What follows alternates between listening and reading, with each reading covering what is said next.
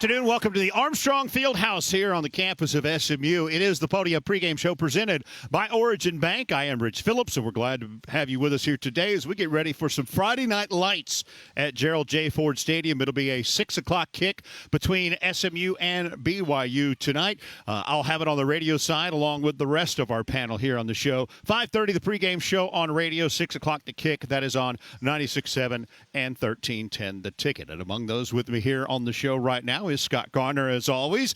First thing we'll do here tonight, though, instead of looking ahead to BYU, let's look back at last week. SMU getting off to a 2-0 start with a 59-7 win over Houston Christian, and I'd say it was mission accomplished, get back to work, and kind of business as usual for them. Business as usual. Everything looks so much better. The offensive line, after the changes made by Rhett Lashley and company, boy, they looked really comfortable, firing off the ball like we had not seen them to that point, and they're going to need that tonight against a BYU team that we have not beaten yet in 4 tries. Best thing I thought last Saturday was 28-0 in the first quarter because, they had such a slow start in the opener at Nevada, and that was one of the things Rhett Lashley said. Got to be faster, got to be polished. I think they punted on the first drive, but really got things going after that. Even the defense got in on the scoring act. Did, and a lot of it had to do with the fact that you're able to run the football so well. The powers and the counters and even the inside and outside zones, they were working so much better than the week before against obviously a better team, but I think it was more about looking at that first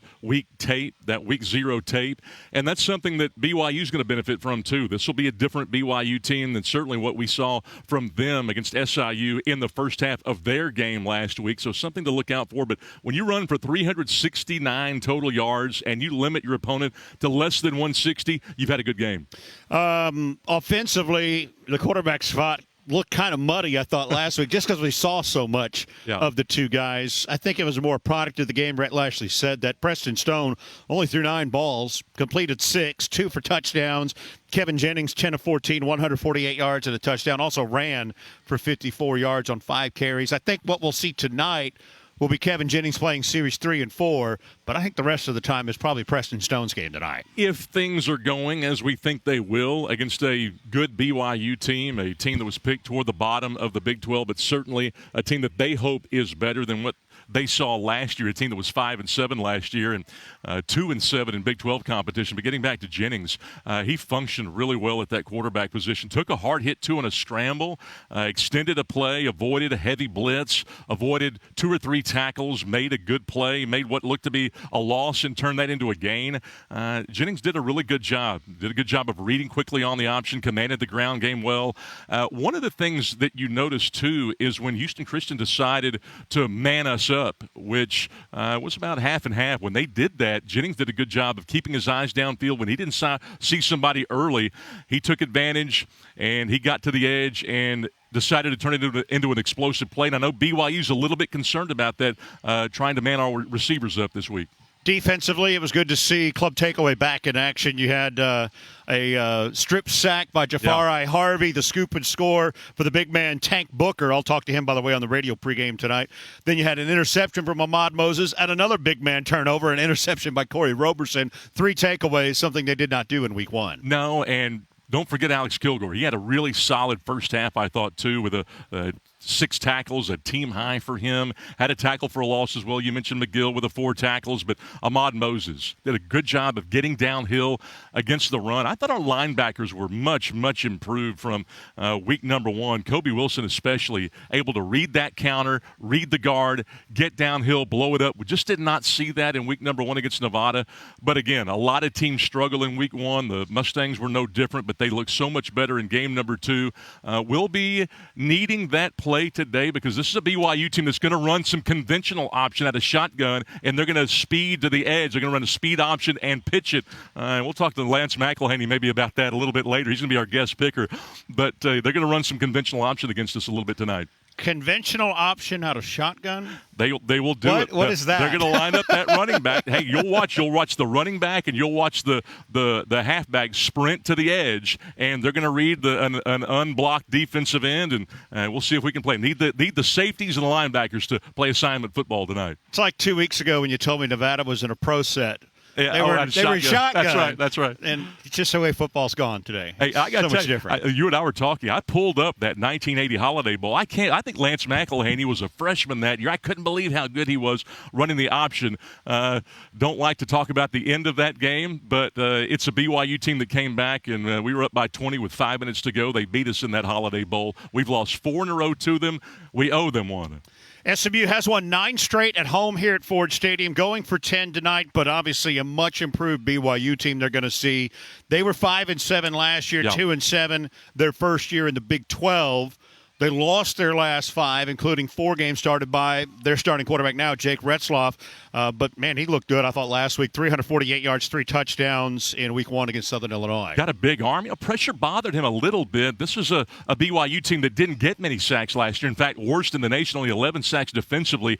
They've given up some sacks, though. But watch that offensive line. Offensive line has struggled a little bit going back to Week 7, I guess it was, last year. They lost 5 in a row, as you mentioned, to conclude the season. 1 last week, but their offensive tackles, both tackles, struggled a little bit, particularly in pass pro. In fact, they've moved the right tackle to the left tackle position, but you're right about that. They've struggled to the extent that they now have a new line coach, and they now have a new defensive coordinator that comes over from Weber State. This is a guy that has brought about 5 different guys from Weber with him.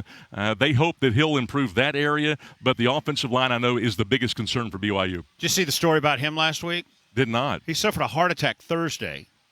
Really? Had a procedure done Friday. He didn't coach Saturday, but was in the booth at the game Saturday. I do believe he'll be calling the plays tonight defensively. Kalani Satake, their head coach, called the defensive signals last week. But he was at the game.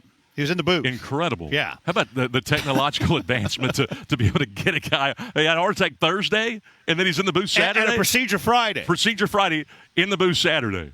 I took off 2 games when I had a shoulder surgery. What am I doing? Come on. Exactly. SMU is 0-4 all-time against BYU. Among them, just a horrific loss, 46-45 in the 1980 Holiday Bowl, and then a 24-23 loss 2 years ago in the New Mexico Bowl. That is a 6 o'clock kick tonight here at Ford Stadium, TV-wise on ESPN2, radio-wise on 96.7 and 1310. The Ticket will have a 5:30 pregame.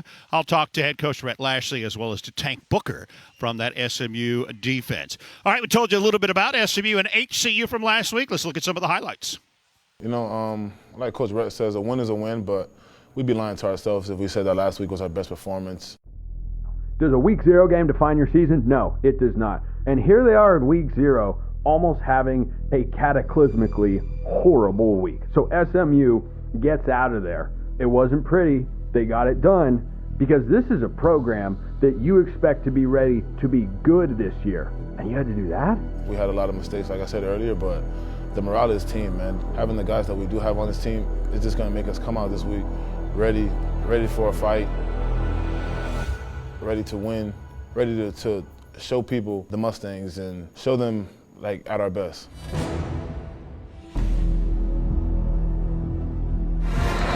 Touchback, and we're underway as SMU will have the football from their own 25-yard line. Last week, that's great. And on 3rd and 1, Smith gets the call. First down and more. And putting on the Jets down the sideline. Smith just past the HCU 30. Husky 28, 1st and 10. Stone will look to throw with time. Lobbing it to the end zone. Catch made. Touchdown. Jordan Hudson. Stewart rolls out, chased, and fires down the sideline. Into coverage, intercepted. Ahmad Moses with a coverage all the way down the sideline. Demirkov saved the touchdown. Now Brashard Smith the carry across the goal line for the touchdown. Back-to-back touchdowns for the Ponies and a 12-0 lead in the first. Sacked. Blitz. Smith upends the blitzer. In the throw to Jake Bailey for the first down. Smith gets the call again. Touchdown. HCU. Pressured on 2nd down and sacked, thrown down, ball loose, recovered. Give me 6-6. But the big fella has the touchdown. Tank Booker.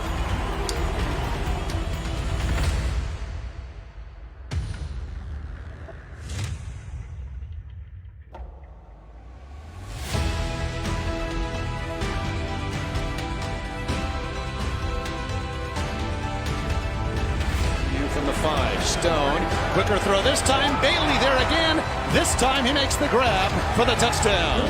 Seminoles 0-1 in league play, losing to Georgia Tech in Dublin a week ago. On the tip, interception, pitch.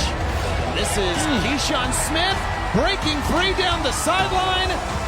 Into the end zone for the score. Here goes McFall into the end zone. 2 carries to begin his SMU career. The second, a 17-yard touchdown.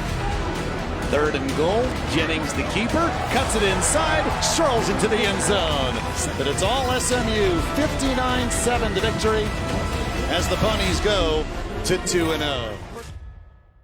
Highlights from last week's 59-7 SMU win over HCU. This is the Pony Up pregame show presented by Origin Bank. Rich Phillips with you here at the Armstrong Fieldhouse. We're getting you ready for SMU and BYU tonight with a 6 o'clock kick at Gerald J. Ford Stadium. Right now, time for our segment we call Rhett to the Point. We'll hear from the head coach of the SMU Mustangs. These clips coming from his weekly press conference Tuesday after practice here on the SMU campus. And first off, kind of like what Scott and I talked about in that first segment, a lot of it was guys just did their jobs in the win last week.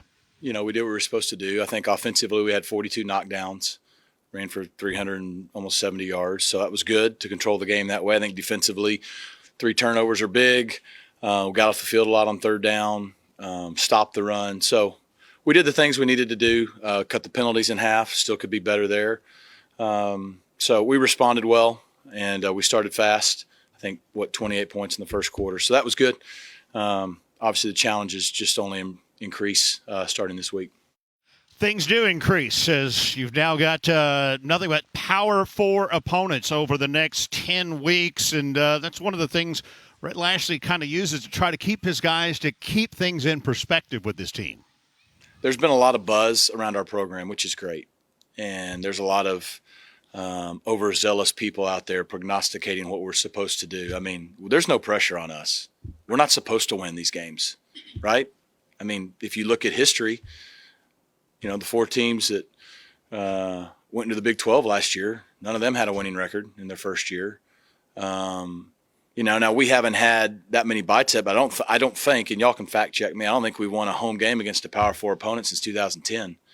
So now we've probably only had 10 games at home we haven't played one even every year at home.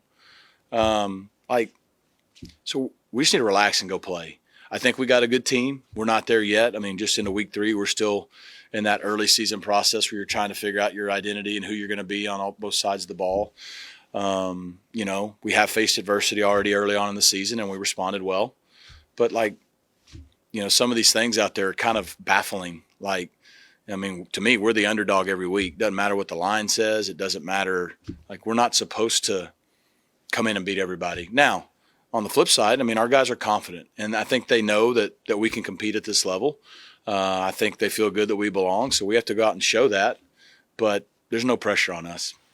It's SMU and BYU tonight at Ford Stadium. Again, a 6 o'clock kickoff for that. Last week, BYU opening the season with an easy win over Southern Illinois, and their quarterback, Jake Retzloff, threw for nearly 350 yards. I think they're confident in their quarterback. I think he had 4 starts a year ago. Played really well in the first game. I mean, 20 or 30 for a lot of yards, a lot of explosive passes. I mean, they present a lot of problems because they're big up front. They got a good downhill running back so they can run the football right at you and just sustain and control the game. But they like to take their shots, their play action stuff off of it. They've got 2 really good receivers. They got really good tight ends. So they're a problem. That is Rhett to the Point, brought to you by Origin Bank. Origin Bank knows what strong teams can accomplish by working together. Origin's trusted advisors help you keep your financial goals within reach. Get the right people on your team today at Origin Bank, member FDIC. Time now for the View from the Sideline. Third member of our radio crew joins us as the third member of our Pony Up pregame crew. It's Steve Lansdale here, who will be on the sideline tonight for SMU and BYU. Hope you brought your rain gear, by the way.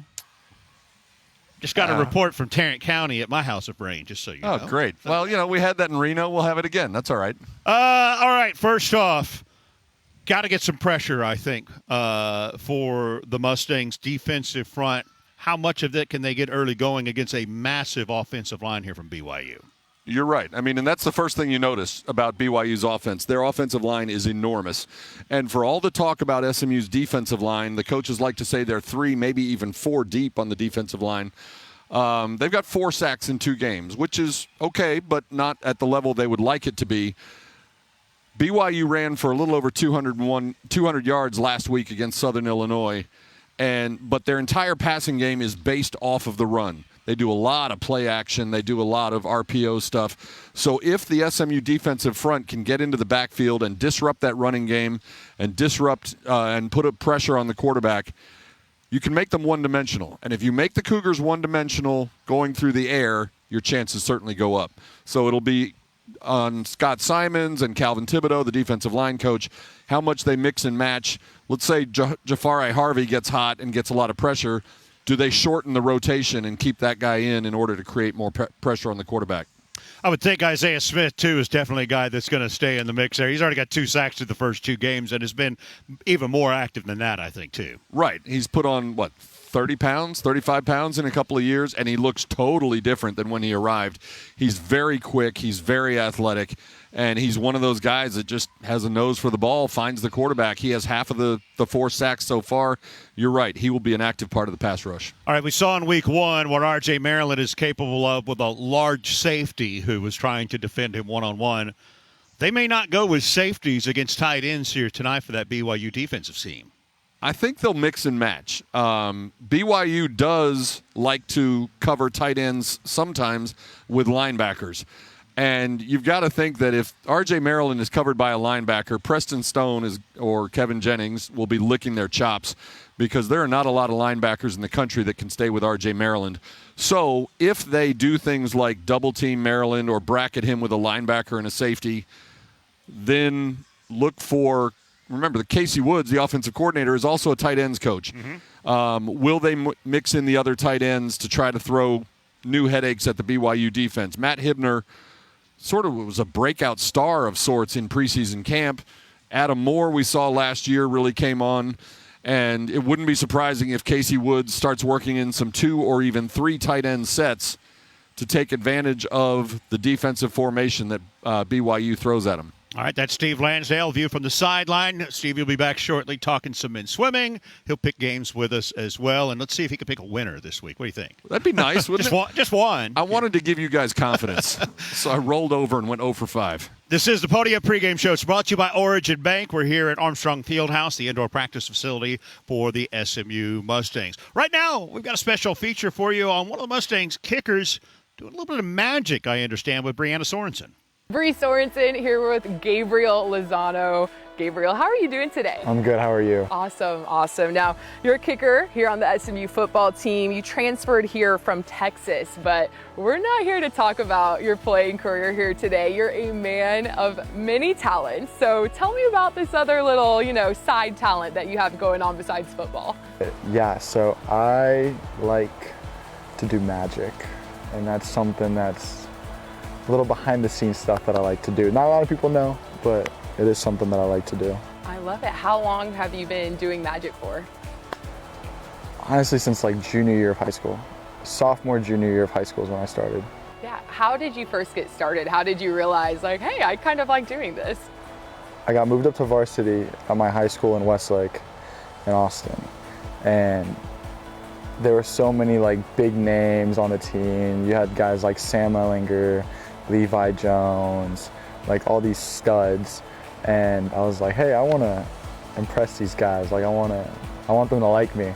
And honestly, how I landed on magic is beyond me. I was like, I'm gonna start doing card tricks, and sure enough, I did a couple tricks to my teammates, and that got some traction. And then I did some tricks to my coaches, and then it just stuck. Honestly, after that first trick and that first reaction, I was like, this is kind of cool. I like this. I'm going to keep doing it. And then I just kept building off of it, and now we're here. I've heard from the team that you brought it now also into SMU. Yes. So tell me, how has the team reacted so far to your magic shows? So it was good. I worked on something very special that I made just for the team.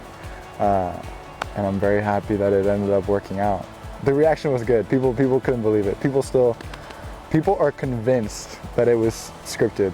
though, I will say. And that's when you know you did a good I job. think so. I think so. People think we rehearsed that for like 2 weeks. That's awesome. Speaking of, I heard you brought a trick here today for us. I did.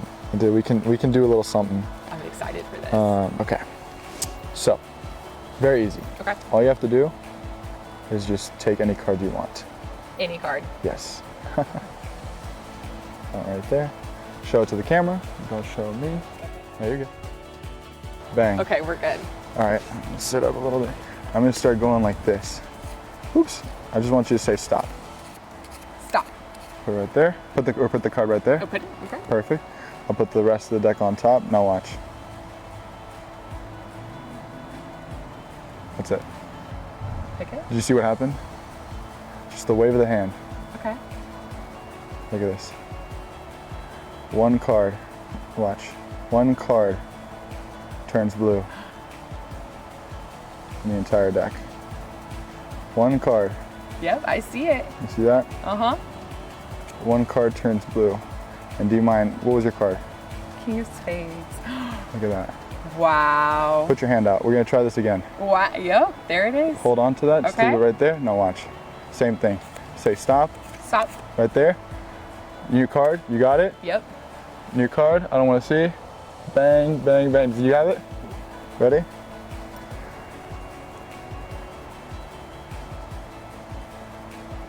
You see it? Just the wave of the hand. Just the wave of the hand. Wave of the hand. You see that? Yeah. Did you see the I look, saw nothing move, just the nothing wave moved, of the but look. hand. Nothing move, but one card should change blue, right? One card. Do y'all see a blue card, but no blue card? Do you see I'm blue? not seeing a blue. One card should be blue. Mm-hmm. Do you guys see a blue card by chance? I mean, I see one here. That's true. You are no, there's no way though. No. What was your new card? Not the first one. What was the new King card? of Hearts. King of Hearts. Yeah, King of Hearts. There should only be one blue yeah, card. because it should be right back there. But take it, turn it around, show it. There you go. King of Hearts. Wow. It changed in my hand. And not scripted, y'all. Not scripted at all. We have not talked about this. Very impressive, Gabriel. Wow. Thank you. I'm very impressed. Thank you. And this is just one of, I mean, how many tricks do you have up your sleeve? Like, probably like 20, 30, somewhere around there. So, well, again next week. Again next week. All right, same time next week. Same time next week. Thank you so much, Gabriel. That was awesome. Thank you for having me. Thank you. All it takes is this. Just your hand right over it, man. And just how you get it done. Awesome stuff with Bree and Gabriel Lozano. This is the Podium Pregame Show presented by Origin Bank. Time to talk a little men's swimming. Greg Rodenbaugh, the men's swimming coach, is here with Steve Lansdale. Coach, obviously the big story on campus, around athletics at least, has been the move to the Atlantic Coast Conference. On this show, we talk a lot about it from the perspective of the football program. From men's swimming and diving perspective, what does the ACC landscape look like for you? Well, with Stanford, Cal, who were both top 6 last year. In fact, Cal was second at NCAAs. And us going into the ACC now becomes the fastest conference in the United States, in the NCAA. You expand your staff this year as well. You brought Rorik Fink back for a second tour of duty at SMU, really. Right. What is it about Coach Fink that made him someone you wanted to add to your staff as you move into the new conference? Well, other than understanding my sense of humor and laughing at my jokes, he's also one of the best coaches in America, and also really the world. I worked with him for 10 years at University of Arizona when we were really successful there, and then at Missouri when we were building the team there. And then he did come as a volunteer assistant 2 years ago and hung out with us second semester, and he was an incredible positive effect on the team. And then we know each other, and we fill in each other's holes, and I've always done stuff with him. So I feel like I'm working for him most of the time. If there's anyone who understands your sense of humor better than Coach Fink, it might be someone in your family. And your son, Caleb, who swam at SMU, is also joining your staff. Obviously, there's the family connection, but what is it about your son that made him a coach you wanted to add to your staff? And did you even have to go through an interview process with him? Well, he had to go through an interview process, not with me. But so I've got 8 kids, and I wouldn't hire some of my kids, but Caleb is not in that part. He is. He just gets it. He's a team guy. He wasn't a year-round swimmer when he got to college. He was a year-round basketball player, and he really is a student of the sport, and that's why he's been successful where he was up at Drury, which is one of the top 2 Division II schools. And he got 2 years up there with of mentoring from a friend of mine, and he knows my system. He knows my sense of humor. And the guys on the team respect him because he was a school record holder here. He was undefeated in the breaststrokes at the American Athletic Conference. And so he's a great fit for our staff. All right, speaking of record holders, one of the, I don't know if you want to say additions to your team, but you welcome back Jack Hoagland, who graduated last year, could have moved on to the next chapter of life. Multiple All-American honors, set 5 school records last year. A, how did you convince him to come back for another year? And B, what does his return do for your outlook for the season? Well, it was pretty easy to convince him to come back because we were able to get him into the MBA program. So that was kind of the dream, that he'd do the first year, and then we could get him into the second year, and he got into the second year. So he is a special athlete, and he's got an incredible mind for the sport, and he's a great team guy. So he kind of always was coming back as long as we get him in the MBA program. And, you know, I think between him and Chris Mikkonen and some of the new freshmen and other returners, we should be better this year, including Luke Seitz, who was 4th at Olympic trials in the 3-meter diving.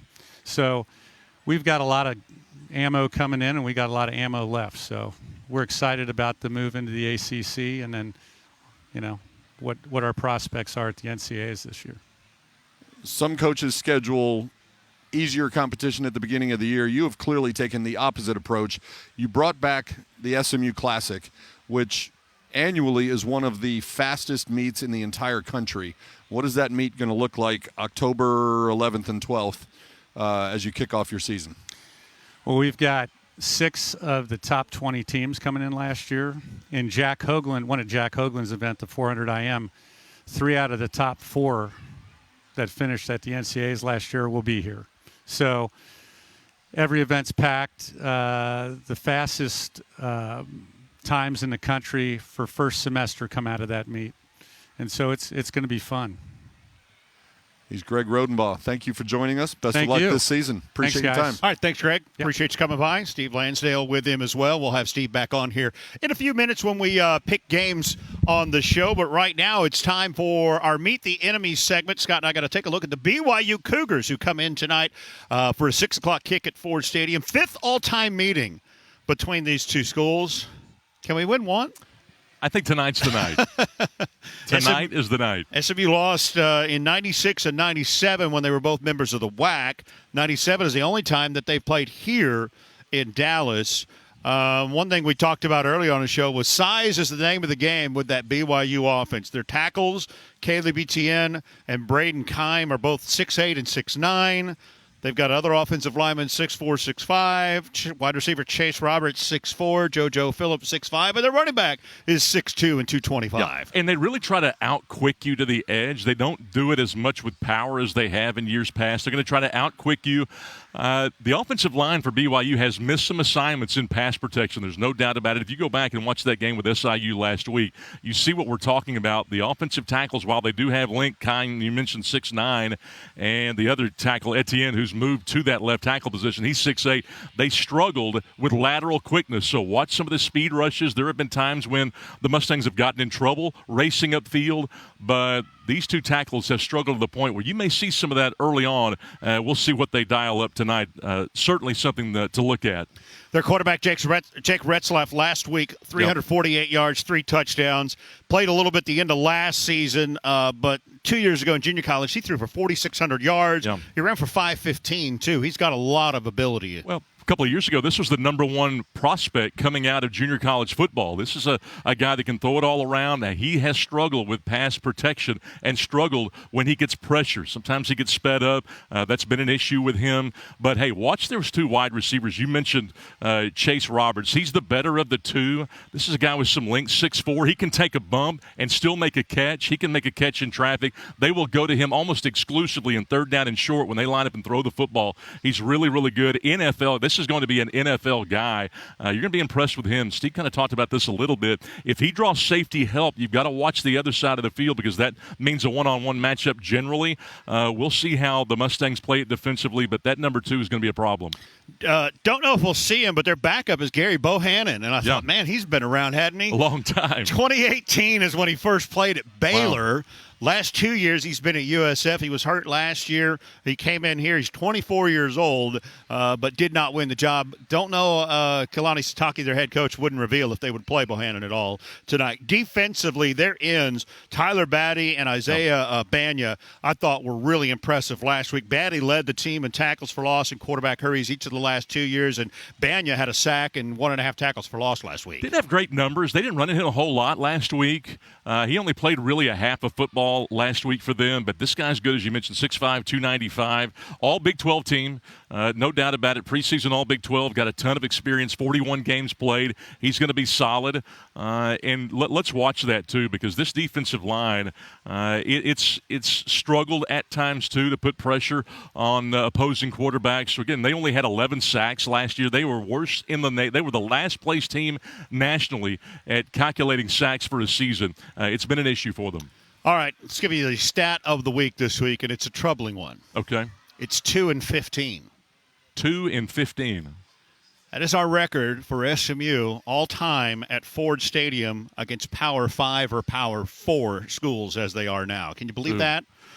First off, that's not very many. It's not very many. It is not. No, we haven't played that many. I mean, 17 meetings in 24 seasons of the building. The only wins, Game 1 in the building, 31-17 over Kansas back in 2000, and then I was at the one in 2010, beat Washington State 31-17. That has to change, Scott, because we got 6 more home games against Power 4 schools this year. That's right, and 10 total with home and road. This is the first of 10. I think it's going to change tonight. Hey, it felt like a new era of SMU football with the Gary Weber end zone project, and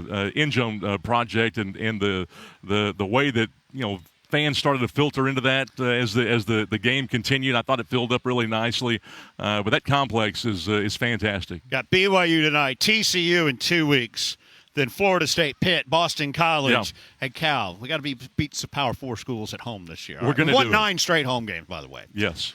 All right, it is a 6 o'clock kick. Radio-wise, we're over on 96.7 and 1310 The Ticket, as well as on the SMU app tonight, 5:30 for our pregame show. It's our Pick'em feature now, brought to you by Origin Bank.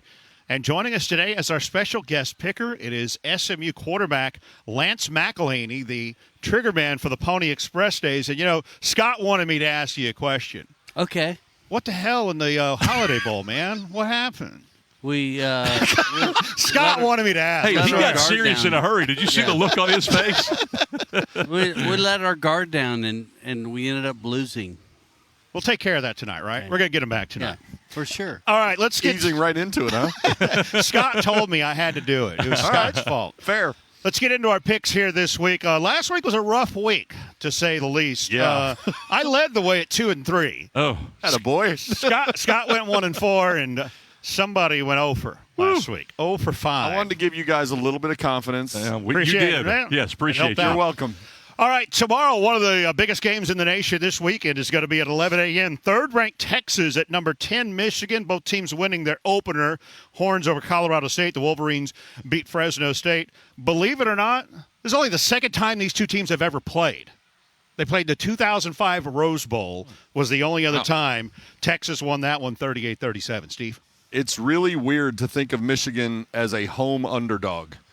But the national champions lost, 18 players to the draft? Something like that. Plus Jim Harbaugh. And they didn't just lose players. They lost their quarterback, J.J. McCarthy. They lost Mike Sanders, still the DB that Nick Saban called the best player in the country, pound for pound.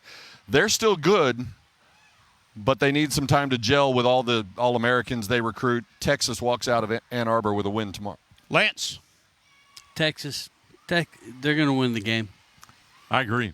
And Lance, by the way, I did not put him up to that question. There's no way I put him up. Hey, but I did want to ask you. I'm sure I went back and I watched it. It's worth pulling up on YouTube, that 1980 Holiday Bowl, to get the lead that you guys did and watch some of those early highlights. I was shocked that you were a freshman that year and were as proficient as you were. How did you do that?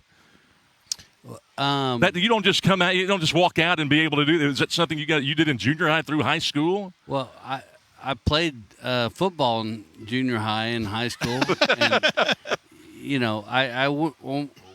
going to SMU, and I got the opportunity to start my freshman year, and we had a great year, and but that's one of 5 games that I lost, so it's kind of near and dear to my heart. But you were a magician with that late pitch. You waited to the very last pause. I thought a pitch got picked off. I said, wait a second. And next thing I know, Dickerson's running with the ball. It was unbelievable. Good time. It was a good time to run the offense we ran, but nonetheless, we lost against BYU. Sure. Yeah.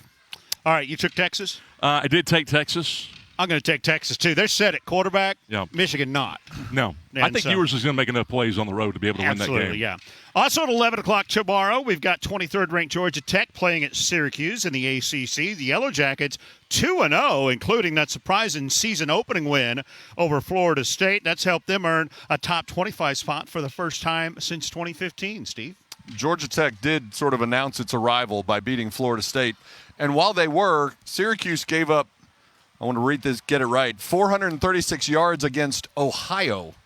Not State? Not Ohio State. So, give me Georgia Tech. I like Georgia Tech. I mean, I just think there's what little I've seen, they're a really solid football team. So, I think they're going to win the game. And it's such a great point. We've seen so little from all of these teams. But Georgia Tech, though, I mean, they're tough. They've got that element of toughness about them. We saw that against Florida State. The center and the guards, they really work well together. Hard to do that early on. But Haynes King, 78% of his passes he has completed, and he has not been sacked yet. Give me Georgia Tech in that one. Kind of what you were talking about, Steve. Syracuse gave out 255 rushing yards to Ohio. Georgia Tech's run for 415 yards in their 2 games. I'll take Georgia Tech as well. 6 o'clock tomorrow night, also from the ACC. Virginia is at Wake Forest, both 1-0. But I don't know that we learned much as Virginia beat Richmond. Wake Forest took down North Carolina A&T. I cannot believe how Virginia has dominated this series. 34-17 is the all-time record, yet Wake's won the last 5. There was a long time that Virginia was a pretty good football program, and Wake wasn't. Wake was not. Wake was not. In the victory over the Richmond Spiders, Virginia only gave up 110 yards. But Wake has a pretty good passing game, particularly Taylor Morin and Donovan Green. Very good receivers. Wake is at home. Wake beats Virginia. Lance? Same. I mean, Wake. Yeah, I've never pulled for Wake Forest, but they're seem like they could win the game at home. So. We'll go Wake. Keep it simple. Yeah, I mean, you mentioned how good their passing game is. Hey, their running game's pretty good, too. Damon Claiborne, he's a difference maker. This is a guy that can make jump cuts. He's got great vision. He can get vertical in a hurry. Ran for 135 yards last week. Virginia's quarterback, Anthony Calandrea, he throws too many interceptions, threw 9 of them last year, I think, against his 13 touchdowns. Syracuse, or rather Virginia, they're tough, but give me Wake Forest in that game. These 2 teams were picked 15th and 16th in the preseason poll in the ACC. Yeah. We only got 17 schools. I'll take Wake Forest at home tomorrow evening. 6:30 tomorrow night. Number 14 Tennessee is at number 24 NC State. Tennessee opening with a 69-3 win over Tennessee Chattanooga, while NC State beat Western Carolina, yet they trailed 21-17 entering the fourth quarter of that game, Steve. Yeah, it's not a good sign when you have to work hard and break a sweat to beat Western Carolina.